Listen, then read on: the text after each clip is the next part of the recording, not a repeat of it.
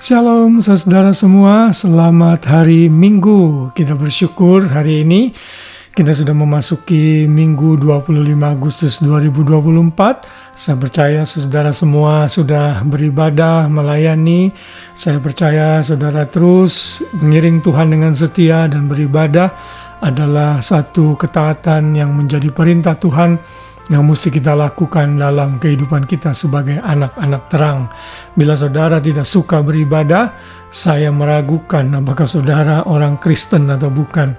Karena orang-orang Kristen, orang-orang yang mau beribadah, berfellowship dengan saudara-saudara seiman yang lain, dan tentunya memberikan kontribusi dalam pelayanan sesuai kasih karunia yang Tuhan berikan kepada setiap pribadi. Haleluya, saya kembali melanjutkan renungan malam sebelum saudara tidur, biar kita dilengkapi, disegarkan dengan firman Tuhan mengenai keluarga. Tidak ada keluarga yang sempurna di dalam hidup ini.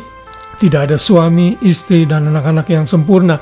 Namun kita tidak boleh berhenti melakukan usaha yang terbaik untuk menjadi pribadi, atau apakah itu suami, istri, atau anak-anak yang terbaik untuk keluarga kita. Dan setelah kita membahas tugas-tugas untuk suami selama 6 hari lamanya, sekarang saya mulai membahas tugas para istri atau wanita yang ditempatkan Tuhan dalam kehidupan keluarga. Yang pertama malam ini, tugas istri menjadi penolong. Kita sama-sama membaca dalam 1 Korintus 11 ayat 9 yang berkata demikian, sebab laki-laki tidak berasal dari perempuan, tetapi perempuan berasal dari laki-laki. Tentunya ayat ini mengacu kepada apa yang Tuhan sudah ciptakan di dalam Kejadian pasal 2, di mana Tuhan melihat Adam atau manusia itu seorang diri saja, dan Tuhan melihat manusia itu atau Adam itu tidak lengkap tanpa penolong. Karena itulah Tuhan membiarkan Adam tertidur, lalu dari situ Tuhan mengambil tulang rusuk Adam dan menjadikan Hawa, lalu membawa Hawa kepada Adam untuk menjadi istrinya. Itu dicatat dalam Kejadian 2:18. Tetapi Allah berfirman, tidak baik kalau seorang manusia itu seorang diri saja, aku akan menjadikan penolong baginya yang sepadan dengan dia. Ingat, kata-kata sepadan itu berarti secara hakikat, secara harkat, wanita itu sama dengan pria. Namun dalam fungsi seorang istri di dalam kehidupan keluarga, kita tahu wanita bukan sebagai pemimpin, wanita sebagai penolong. Apa yang menjadi kekurangan Adam dilengkapi oleh Hawa yang menjadi penolong. Dan sudah ada banyak begitu kesaksian di dalam kehidupan keluarga-keluarga, bagaimana suami yang sukses, suami yang berhasil dalam seluruh karirnya dan kepemimpinannya dan dalam bidang-bidang lainnya, itu karena ada support dari seorang wanita yang menolong. Kalau setiap wanita belajar untuk menjadi penolong, maka rumah tangga Kristen pasti akan menjadi keluarga yang diberkati dan menjadi saksi Kristus yang efektif di tengah-tengah komunitas kita. Saya tahu di era emansipasi ini banyak sekali aktivis pro wanita yang salah kaprah, sehingga mereka membawa kesederajatan itu ke dalam kehidupan keluarga yang bertentangan dengan firman Tuhan. Sekali lagi, secara derajat pria dan wanita adalah sama di hadapan Tuhan. Namun dalam hal fungsi dan order, Tuhan sudah menetapkan pria sebagai pemimpin, wanita sebagai penolong, bukan perongrong.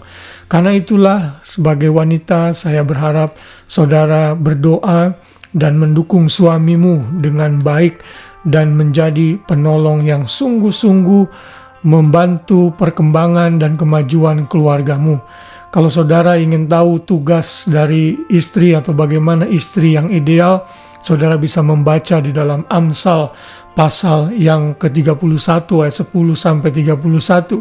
Di situ dinyatakan puji-pujian untuk istri yang cakap.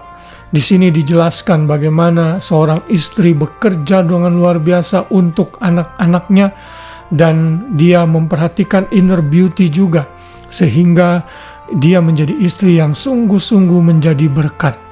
Dan Raja Salomo yang dipercaya menulis ayat ini berkata dalam ayat 29, banyak wanita telah berbuat baik, tetapi kau melebihi mereka semua.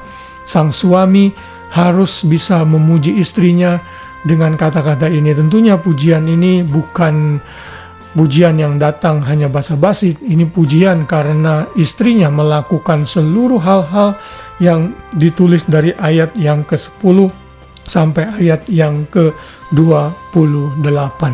Biarlah saya juga berdoa, kalau saudara seorang wanita dan saudara sudah menikah dan menjadi istri, jadilah penolong, mensupport suami, respect kepada suamimu, hargai dia sebagai pemimpin dalam keluarga, maka keluargamu akan diberkati.